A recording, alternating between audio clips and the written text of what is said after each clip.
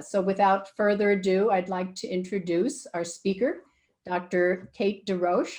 She's the Executive Director of OpenNotes and Associate Professor of Medicine at Harvard at the School of Medicine.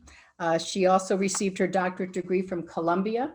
She is widely published on the electronic health record and organizational approaches to what we're trying to do, caring for our patients in this world of technology. Her publications are in the New England Journal of Medicine, JAMA, and Health Affairs, to just name a few, and I encourage you to look at those. So I will hand it over to you, Kate. Welcome. Thank you. Thanks for inviting me to come and talk today about OpenNotes and adopting OpenNotes and issues that come up. And I'm going to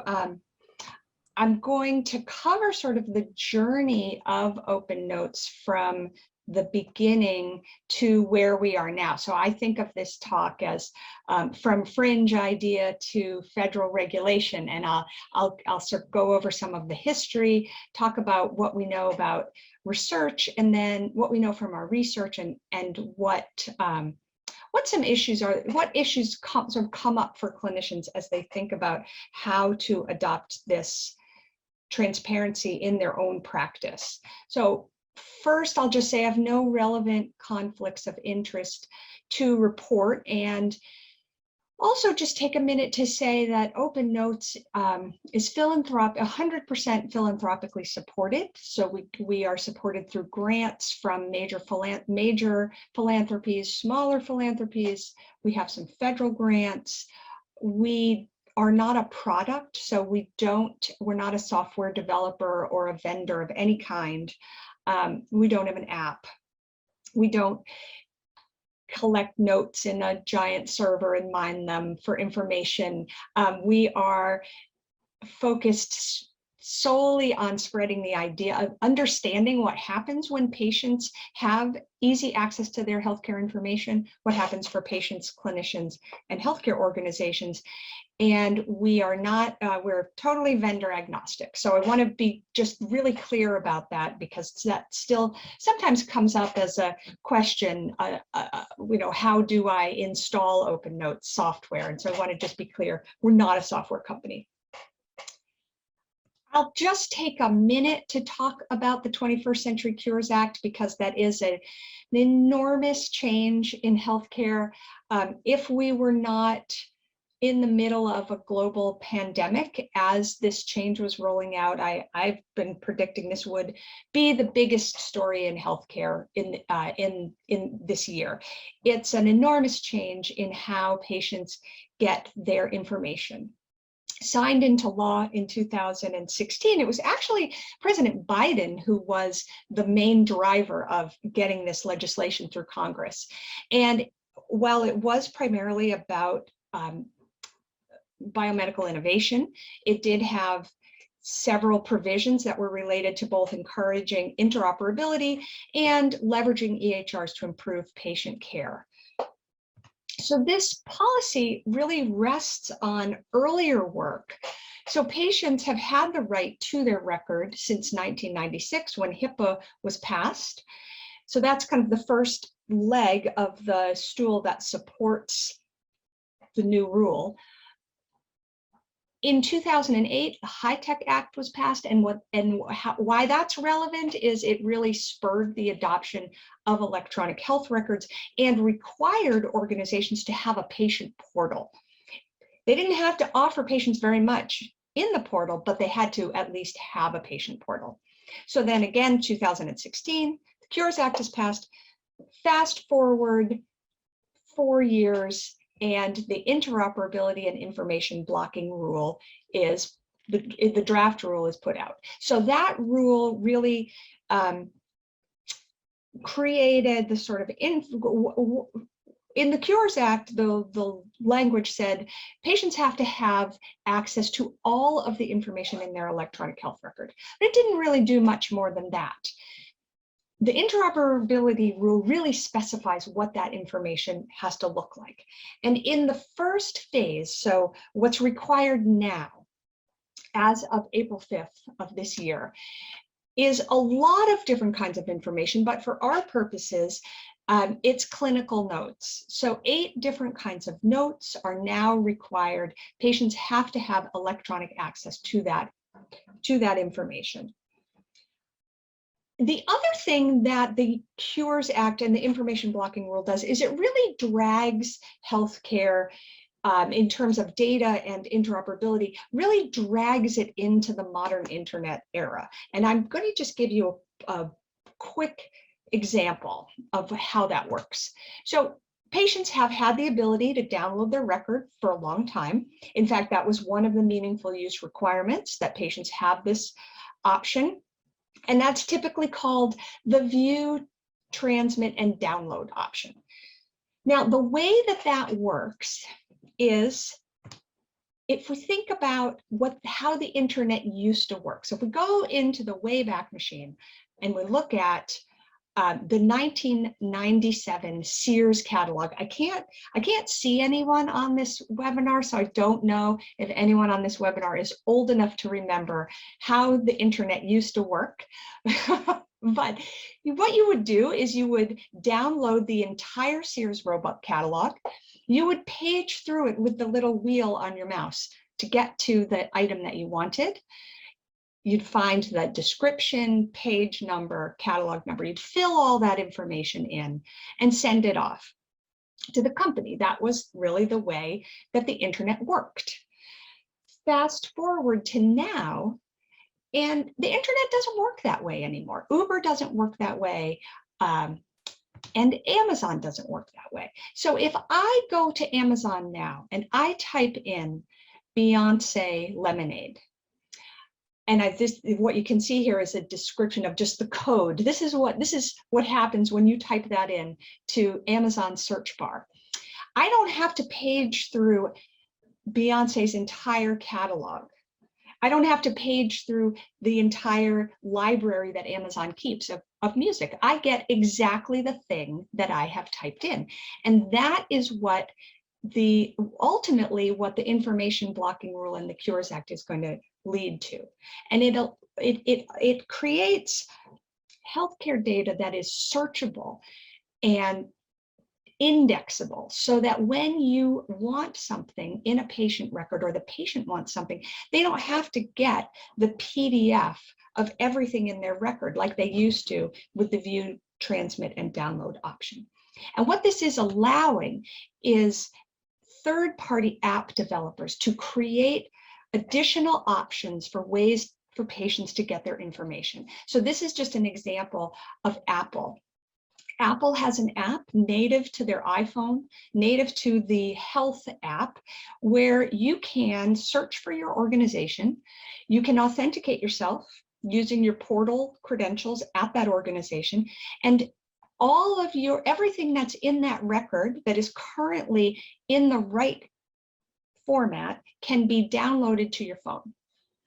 So it's pretty basic now, but you can imagine as we move into that modern internet era over the next 18 months, that there'll be more and more information available to patients right on their phone in ways that is searchable and easy for them to use. So that's kind of where we're going to get to. Now, in terms of OpenNotes, this is not a new concept. Many of the things that the Information Blocking Rule require you to now release that is new, but notes, that's not that new. Prior to April 5th, we knew of about 260 organizations that were sharing notes with almost 55 million people. So there was quite a bit of sharing already going on before the Cures Act, before the Information Blocking Rule went into effect. Now, OpenNotes began as a pilot project at 3 organizations, the Beth Israel Deaconess Medical Center, where I'm based, Harborview Hospital, which is a safety net hospital in Seattle, and then Geisinger Health System, which serves primarily a rural population in Pennsylvania. And in the pilot, patients and clinicians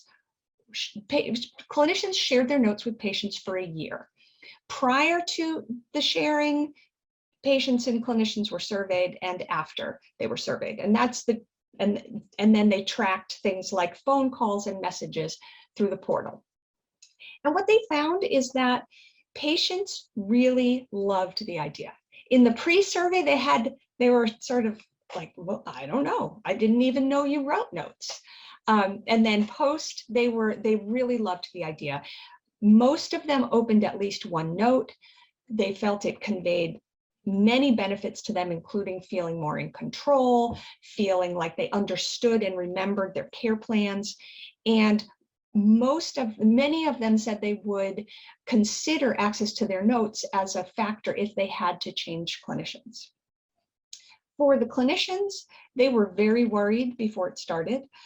They thought they would be inundated with phone calls and messages and upset patients, and that did not come to pass. They found it had very little effect on their workflow, and when offered the opportunity to turn it off, none of the clinicians that were in the pilot study chose to turn OpenNotes off for their patients.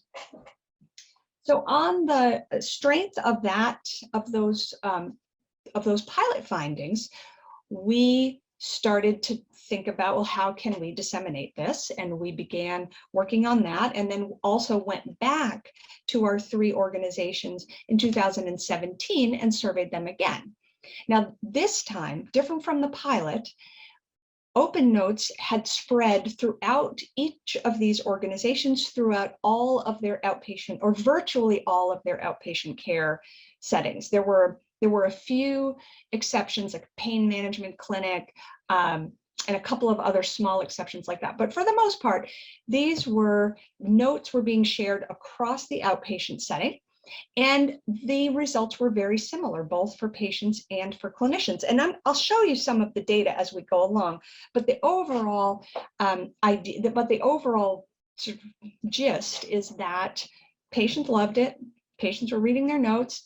They found a lot of benefits related to understanding what they had to do, understanding their medications, feeling in control. Many of them shared these notes with other people who helped them with their care. And we found a very similar story for clinicians. 3/4 of them thought it was a good idea. They found very little, and there were not that many effects on their workflow. And I'll get into a little bit I'll get into that a little bit more as I go along. So we have these 2 studies, both showing positive effects. These studies have been repeated at other places like the VA, like Virginia Commonwealth Medical Center. Many other organizations have done these kind of pre and post surveys and have found similar results. So we're starting, so that's kind of the place that we're starting from. And as we think about implementing this nationwide, I start to think about, well, why should we be, we've opened the notes to patients, but now maybe it's time we really start encouraging patients to read their notes. And I want to present an argument to you today about why encouraging patients to read their notes can be so useful. So there's really four things to talk about. One is the big amnesia. And I've heard, I had a patient say this to me once and use that particular phrase, the big amnesia, but it's very common. What she's describing is very common. So patients, we know from research that all patients, no matter who they are, no matter how highly educated they are, remember about half of what they heard in a clinical visit. And as the stress of that visit increases, the likelihood that the amount that they remember decreases, and a fairly significant proportion of what they think they remember is actually wrong. So this patient described it as being in the, I'm in the office, I'm talking with the provider, we're having a conversation. And by the time I get home and my husband asks me, well, what did you talk about? I can't remember. So having the note as a written reminder of what was talked about in the visit is very helpful. Second is improved understanding of an adherence to medications. Now we're seeing this, we saw this in the pilot study. In fact, the pilot study findings were so positive about, we asked patients about the effect of reading their notes on taking their medications as prescribed, that we didn't believe the answer, and went back and in this second survey used a psychometrically tested battery of questions to really understand the medication's effect. And it turns out that, you know, when patients read their notes, they understand why a medication was prescribed. And that can be key to taking that medication as prescribed. So I'll show you a little bit of information about that. The fourth reason is increased trust in providers. So we see that even when patients don't read their notes, just knowing that the note is available increases their trust in their provider and in the organization where they're getting the care.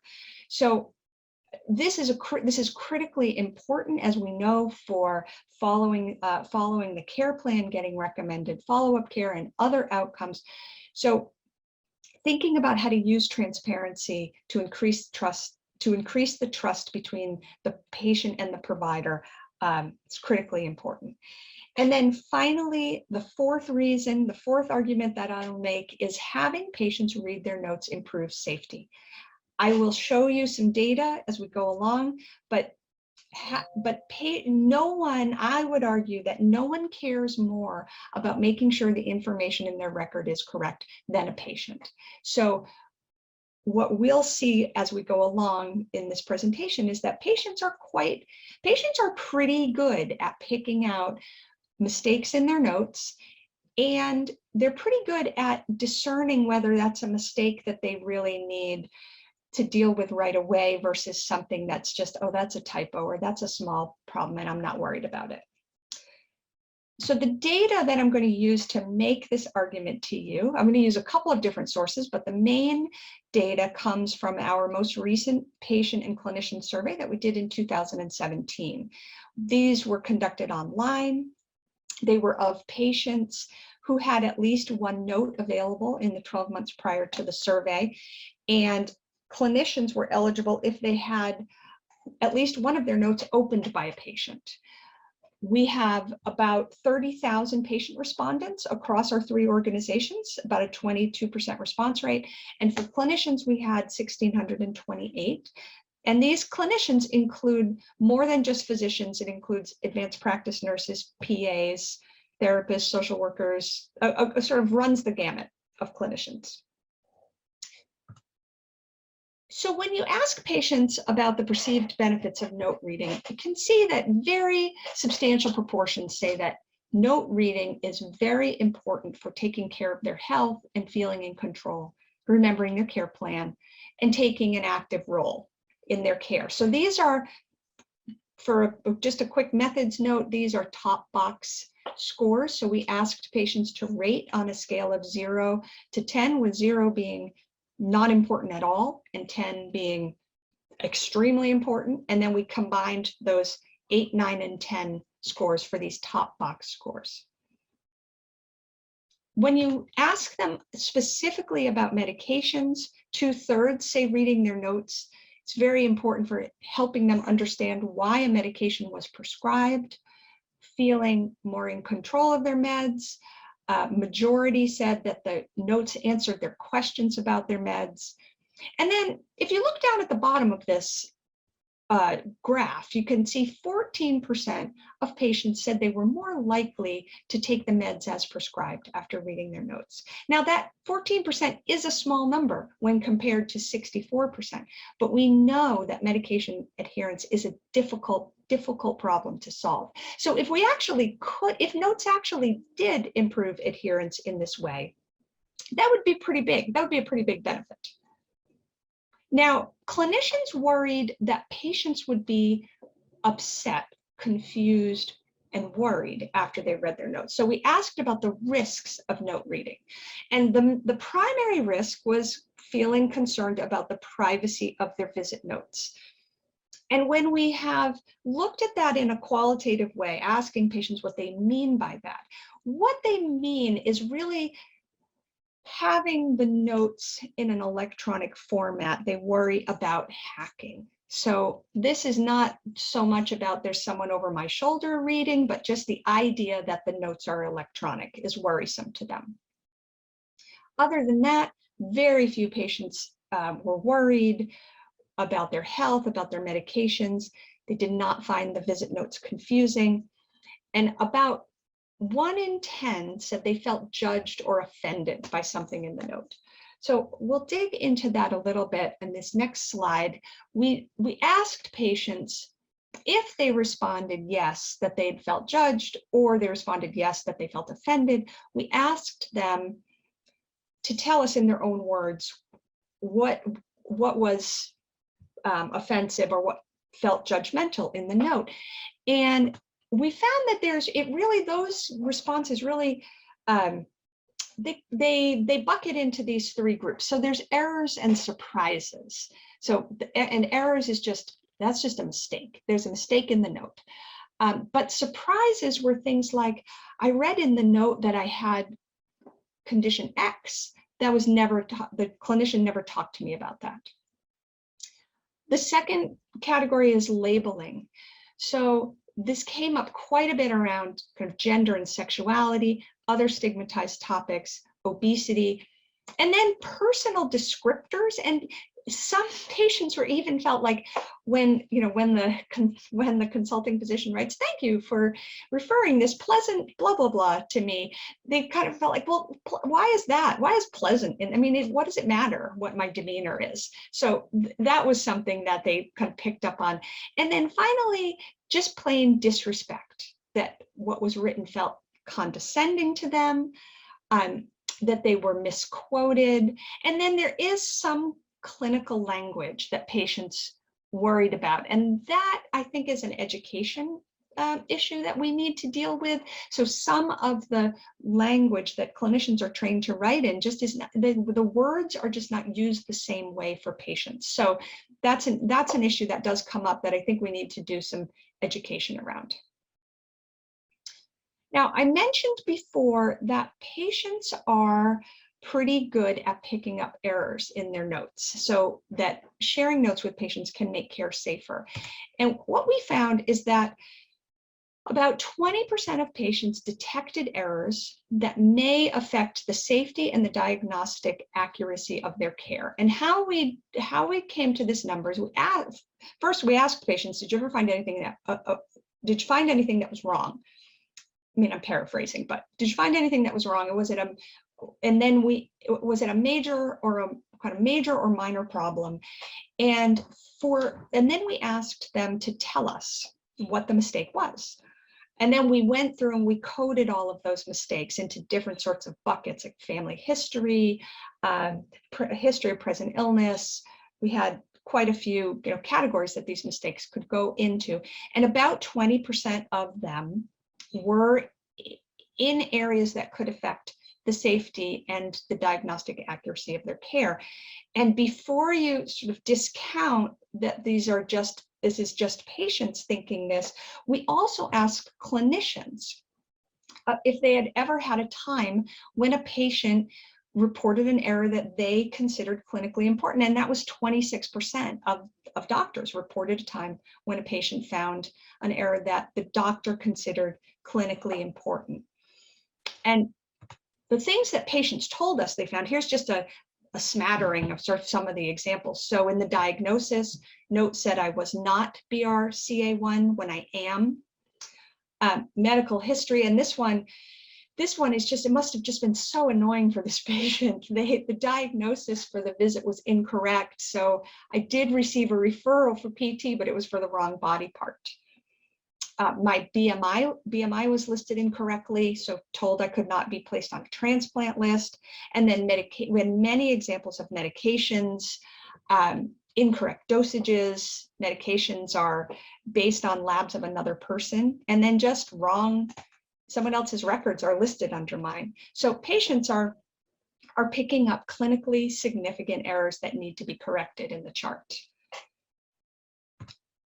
Now, we did ask clinicians what they thought about OpenNotes because, I'll be honest, I held my breath when I looked at this data the first time because I was worried. These are clinicians that had been sharing notes for 3 to 4 years, so they had good experience with it. And 3/4 of them agreed that sharing notes with patients was a good idea, and 61% would recommend sharing notes to other clinicians.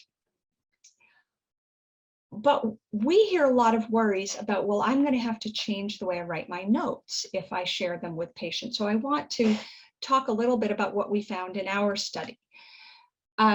We found that 63% said there was no change in the amount of time that they spent on their notes.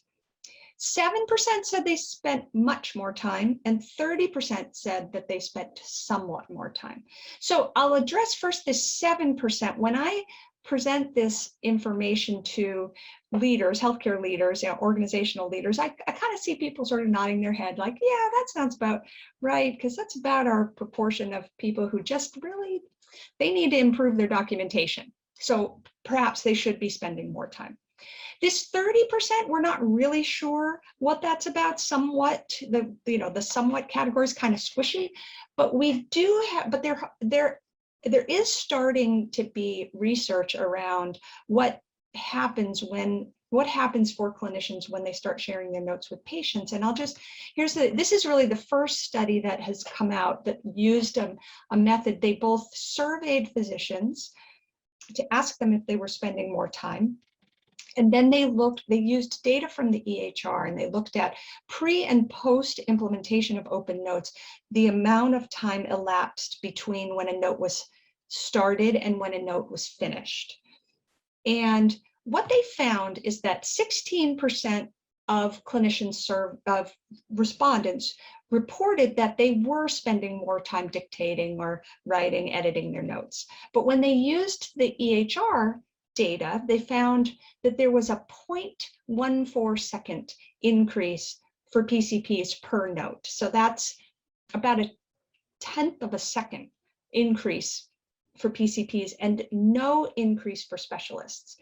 So what I think might be happening here is that as clinicians are thinking about writing their notes, and in the back of their mind knowing that a patient could read it, they may be thinking a little bit more about their word choice or how it will sound to a patient, and that could feel cognitively burdensome. So it feels like it's taking more time. And we do have some evidence from our study that clinicians are changing some of the way they write their notes. So 58% said they are changing the way they use language that could be perceived as critical to the patient. About 50% saying they're changing how they document sensitive information, and then the way they use terms like non-compliant. Some are increasing their use of partnering language, and then there's also there's some change around the use of jargon or abbreviations. And when we talk about this idea that notes may need to change, I want to make the argument that this may be a good thing. It may be that notes need to change. And I want to present some data from a study out of Johns Hopkins. So this is a study by Dr. Mary Catherine Beach. And this is sort of a study in 2 parts. First, they looked at the clinical notes of patients with sickle cell disease who were in an acute pain crisis. And they looked at those notes, and they coded them for potential bias in the language. And what they found is that it was quite prevalent, and it sort of it can be sorted into these sort of 3 categories. One is casting doubt on patient report. So knowing that sickle cell disease is primarily a disease that affects African Americans, what they found is, the high level of language where implying clinician disbelief. So patient reports 10 out of 10 pain, but labs are fine. Now, lab work really doesn't have anything to do with pain, with the patient's pain level, so it's not even clinically relevant, but it's a way of discounting what that patient is saying. Perpetuating negative stereotypes, so including unflattering and generally unnecessary descriptions that are often memorable and may implicitly overlap with disapproval. So here's an example. These are examples she pulled out of patient records. So last intake Swedish fish and chicken wings at 3 a.m., spent the day hanging outside McDonald's, and then blaming the patient. So talking about non-adherence without any patient explanation, just refuses O2 without saying why the patient is refusing or may not be able to tolerate. So after this qualitative look at the patient's clinical notes, Dr. Beach used a couple of scenarios that she presented to respondents and asked them both how they felt about that patient and how they would clinically handle that patient. So, and what she was looking at is, can a note written by one clinician influence the attitudes and behaviors of another? And here she compared the reaction of 413 participants to two versions of a note. So going back to that earlier example, he still has pain rated 10 of 10. Girlfriend is by his side, but will need to go home soon. So that was the neutral version. The stigmatizing version, he is insisting that his pain is, quote, still a 10. Girlfriend is lying on the bed with her shoes on and requests a bus token to go home. So which negative themes and biasing mechanisms can we find in here? You know, insisting, quoting still a 10, lying on the bed with her shoes on, requests a bus token home. These are unnecessary and stereotyping details. And what she found was that when clinicians read the more stigmatizing version, they generally had more negative attitudes toward the patient, and they were their plan was for less aggressive pain management. So it may be that thinking about how will a patient view the note will result in more neutral language that has the added benefit of not transmitting bias to the next clinician that's going to be reading that note. So we can think about transparency overall as really a change agent. And I really love this quote. Perhaps we overestimate the importance of the patient's visit alone. A vast majority of people's time is not in the office visit. So offering, and this is a powerful tool, and that physician is referring to as this is offering patients the opportunity to view this information is a powerful tool. And we can think of it in a lot of different ways. I mean, we can think of it as even bias awareness training for the note writer. Note writers can use respectful and supportive language that encourages partnership with patients, including sort of little micro affirmations. Patient is doing very well with blah. A patient recently referred to a note that she had read that said it was so nice to see that, because it wasn't just a tome of gloom and doom and struggle, but it also highlighted where she was doing well. Notes can empower shared decision-making and activation. We have some other data that shows that. And it can act as almost a visit extender. I have heard patients say things like, it's like having the visit all over again. And it can extend that visit into new spaces between the visit, post-discharge. It could be useful for preventive healthcare and ambulatory safety. Now, there are some challenges, and I don't want to make light of the challenges that come with sharing notes with patients. And two in particular I want to highlight are mental health notes. So prior to the information blocking rule, approximately 1/2 of implementers were sharing notes with patients. sharing mental health notes with patients. And so that is still a challenge. Adolescents also, there are varying state laws around when when parents of adolescents can and can't have access to their information, and how do you keep adolescent information confidential. So that is a challenge, and I'd be happy to talk about that in the Q&A. But I want to really end with just the question of, what if we build this and no one comes? We've done all this work to open the notes to patients and no one reads them and nothing changes. And I think if that happens, we really miss a critical opportunity to build trust and advance equity. And particularly in light of what's happened over the last year with the pandemic, we know that trust is essential for, well, it's essential for following care plans and medical advice, but in specific to the pandemic, for getting recommended vaccinations. We've seen how trust affects that process.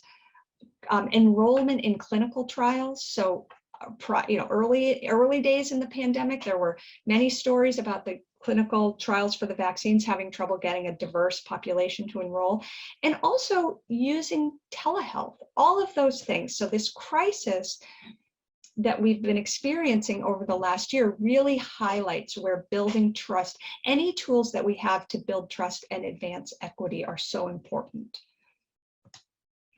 So in summary, I'll just say, OpenNotes is here. It's now the law of the land. It's broader than we expected. There are many things in the information blocking rule that we were surprised by. Happy to talk about that.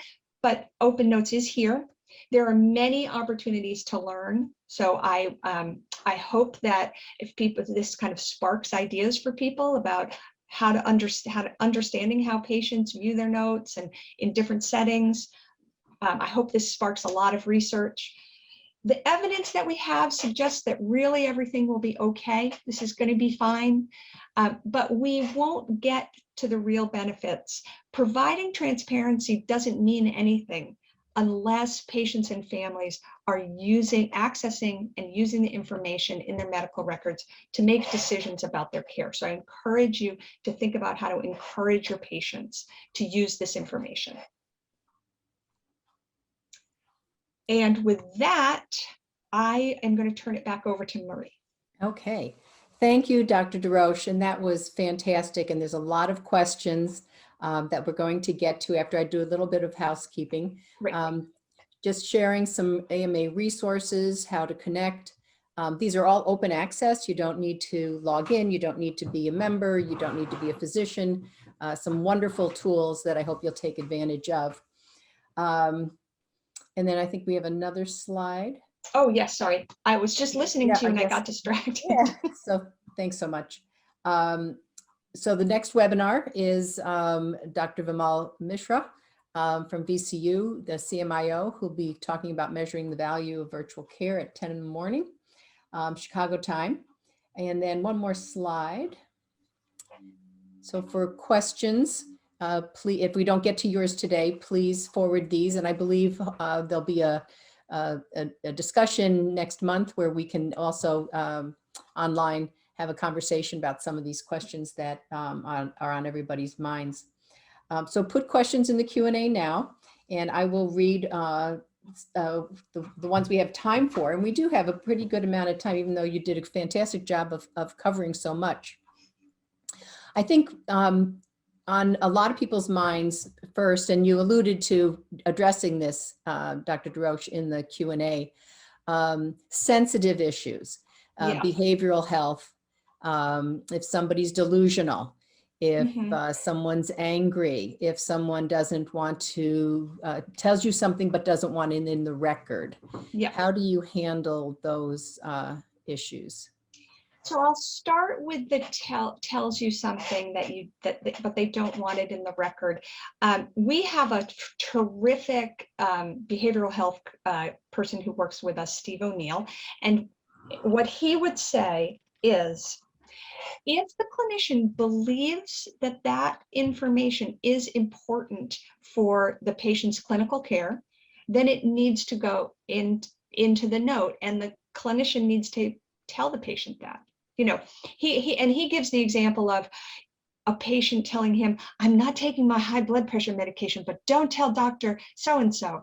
And he'll say, well, no, I have to put that in the record. That's important for your care. But details around sensitive issues, they may not need to be in the record. So an example that I heard early on in my work with OpenNotes was a patient who came in and told the clinician she'd been under a lot of strain. She was very sad, depressed, because her son had recently died of an opioid overdose. Had struggled with substance use disorder for many years and died of the overdose. And the clinician dutifully put that in the record. And then the patient read the note and was not happy to see that in the record, and felt like, I told the clinician that in confidence, and I don't want the next clinician who sees me, who maybe doesn't know me, to see that information, and they'll have an idea about me before I even walk in the door. And what Steve would say is that kind of detail doesn't need to be in the record. It's enough to say patient depressed over a difficult family situation. So thinking about, and particularly in mental health notes, behavioral health notes, they tended to have kind of, when we did this at the BI, they tended to have a lot of kind of the sort of gory details. And in fact, the clinicians were just writing these incredibly long notes. And after OpenNotes after they started sharing their notes with patients, found that they could really minimize the amount of detail they were putting in, and it was still quite useful for them and for the patient. So kind of thinking about, do the gory details really need to be in there, or is it enough to put in a general statement? Is it enough for the next clinician to know that this patient is under a lot of strain? Right. And I think the tools that you have on your website, which I have referred to, and you were kind enough a few years ago to co-author a toolkit that we have on this, but encourage the people on the call today to look at www.opennotes, all one word, .org. And what I love about it, it's you have a lot of FAQs for health professionals, and you have scenarios.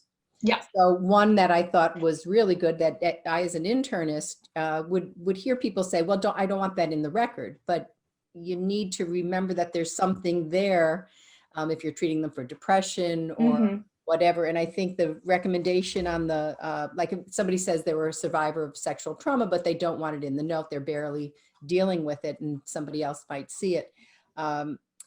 There's a scenario where you suggest they could say, she asks not to have certain parts of her history in childhood recorded or something like that. So it keeps, it keeps you remembering that there might be something there, but honor the patient's wishes. Right. And then here's a question.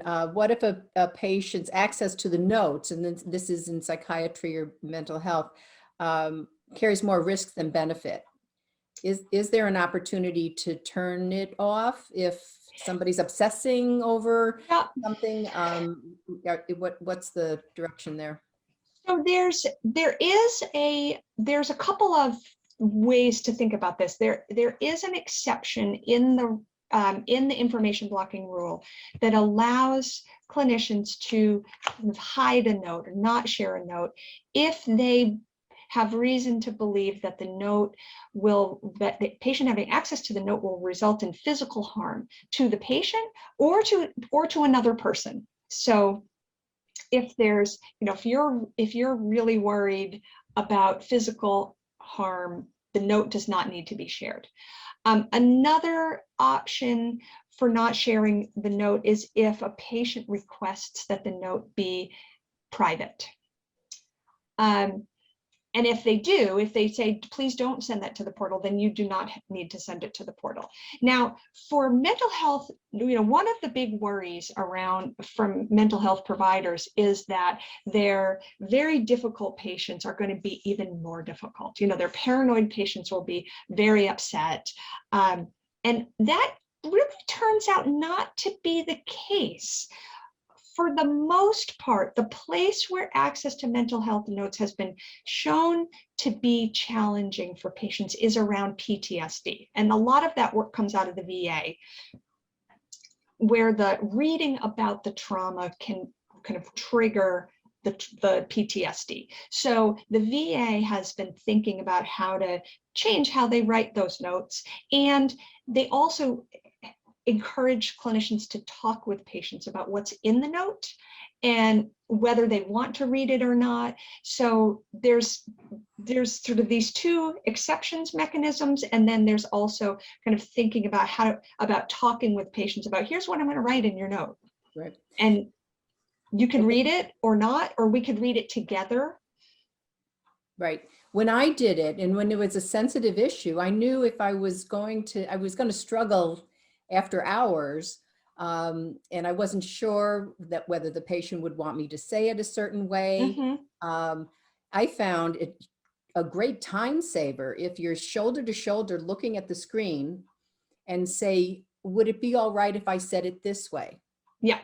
And boy, did that make my life easier, because more often than not, they'd say, yeah, or they'd give me the language that was absolutely more accurate, that got us right through to, to finish. And my note was finished before I left. Right. Your note was finished, and you had an interaction with that patient that helps to build and cement the trusting relationship. Right. And I think your point about trust is absolutely critical, because medication adherence is a passion of mine. Increasing that trust, because the patients are not taking their medicine, but they're not even telling us, because the last time they told us, they got yelled at. Right. So we're reaching for that third or fourth drug. And I also did it with, I found I would do the plan with the patient. So that was it. Now we agreed that you would walk a block. What do you think? 3 days a week, 2 days a week? They go, 2 days a week. And then because they said it and we're writing it down together, they're much more apt to follow up. Yeah. Another question in the chat, I do inpatient palliative care. Can patients see my notes? Yes. Yes, they can. So the information blocking rule is both for inpatient and outpatient notes. And we do have a webinar recorded on the OpenNotes website from Christian Sinclair, who's a palliative care clinician out on the West Coast. And he's been sharing his notes with patients for many years now. And he sort of did a tour de force of what the experience was like. So if you go to opennotes.org, you can find a link to our YouTube channel, and there's quite a bit of information there about sharing notes with patients, with inpatients in palliative care. And the research you've done is so impressive. What about socioeconomically disadvantaged patients? Are they more likely, less likely? How do we make sure that they have the same amount of access, and what's their use? So I love this question, because we were worried that OpenNotes would be just an intervention that worked well for well-resourced, highly educated patients. And we have to separate out the problem with portal access. So we know that patients from traditionally underserved communities have less access to patient portals. They're offered less and they take it up less. But once you get past that, patients who say that they speak the language other than English as their primary language, they have lower levels of formal education, or they self-identify as a racial or ethnic minority, those patients were all more likely in our studies to report benefits than their comparison groups. The trust benefit is there, the understanding benefit is there, the medication benefits, they all show up more strongly for those populations. And I think there's a couple of things happening there. One is just the trust issue is so important, that, oh, they're not hiding anything from me. For patients who speak a language other than English, what I have heard anecdotally that supports this finding is and I'll use the language that a patient once told me. In a visit, I am translating and back translating in my head the whole time. So I'm having the conversation and I'm thinking in Spanish and translating to English, and then hearing in English and translating to Spanish.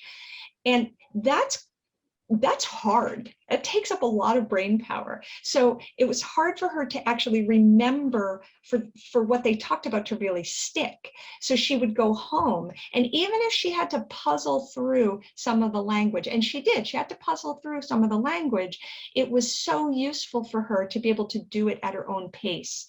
It was really helpful. And patients turn out to be just really resourceful at they have, maybe they have a nurse in the family who helps them, or they Google things, and they're going to be Googling anyway, so they might as well be Googling information that's in their own record.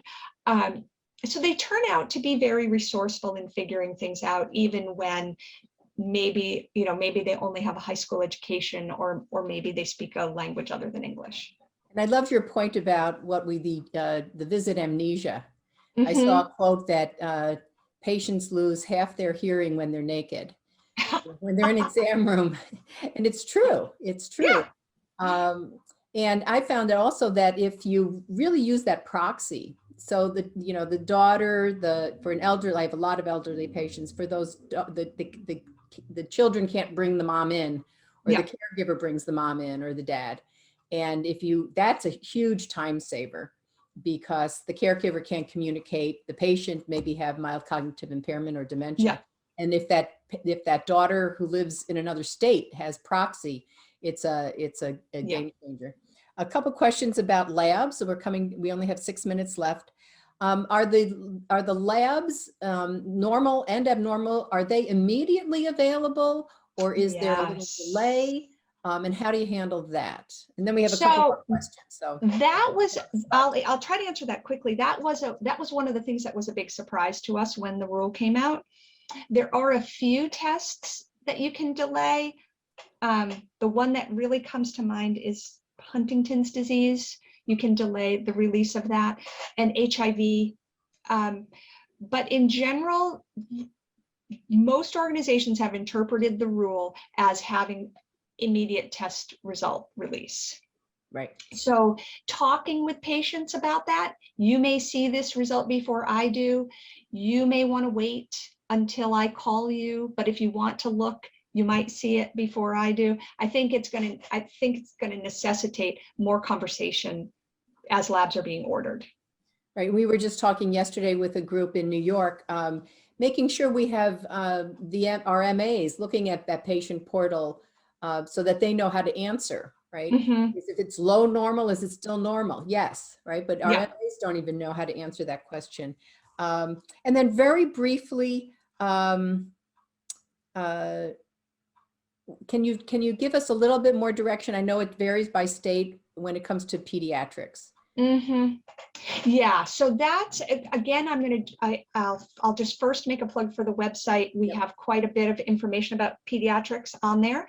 And we work with a great informatician at Boston Children's Hospital, Fabienne Bourgeois, she's fantastic. So if you want to have another pediatrics webinar, she's definitely your person. So state laws vary, and electronic health record vendors vary in how they choose to address this issue around adolescents. So of course, some adolescent information has to be kept confidential, some doesn't. And so first, understanding how your electronic health record works is key. Sometimes you might need to use a special note type.